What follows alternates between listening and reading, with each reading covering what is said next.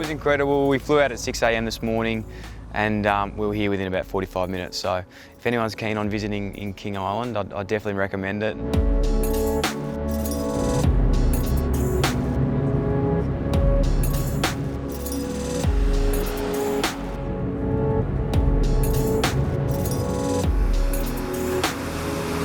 The island is honestly one of the most beautiful things I've ever seen. Some of the coastline is honestly incredible. Feels like you're in a movie.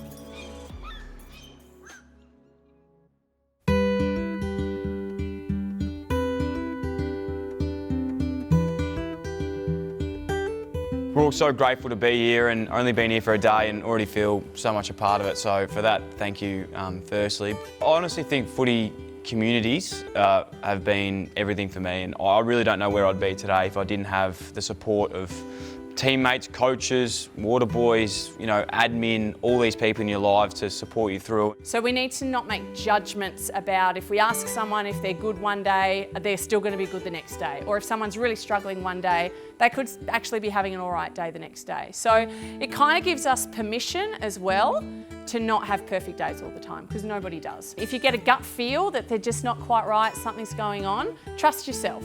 Like, really do trust yourself. At its heart, all the work I do as a psych is listening, but it's also just being a human with another human. So what is your understanding of mental health? Anything that comes up, have a chat.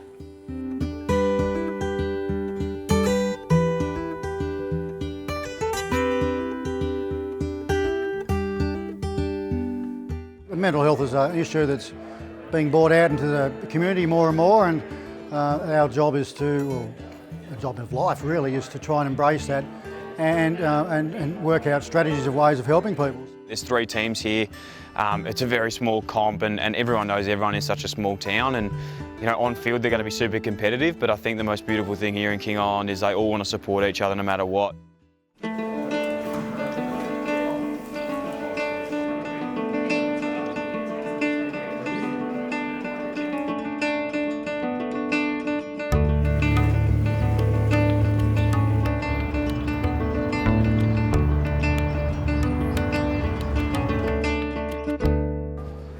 The smell, mate. Yeah, the smell is good.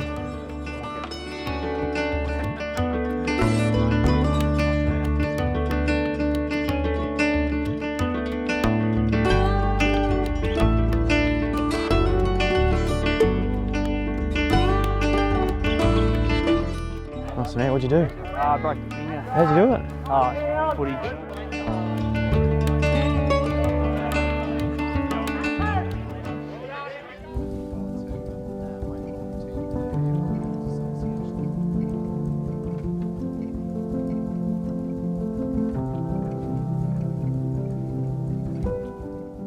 Speaking of mental health, Clarko, you know, you just touched upon it there, but how has your understanding sort of evolved over the years? Because the landscape's changing, and how has your sort of understanding developed to, you know, deal with the ins and outs of everyday life of AFL footballers? You're aware of things that are going on. You're watching for body language all the time.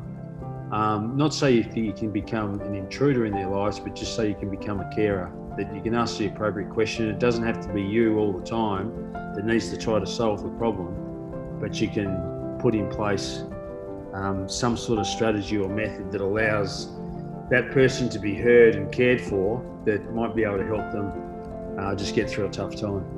We learn that the first point is the first conversation, understanding and listening to what the problem might be with that particular person, and then identifying whether that problem can be solved in that moment, whether there's follow-ups required, or whether that needs to be further pushed upon a professional.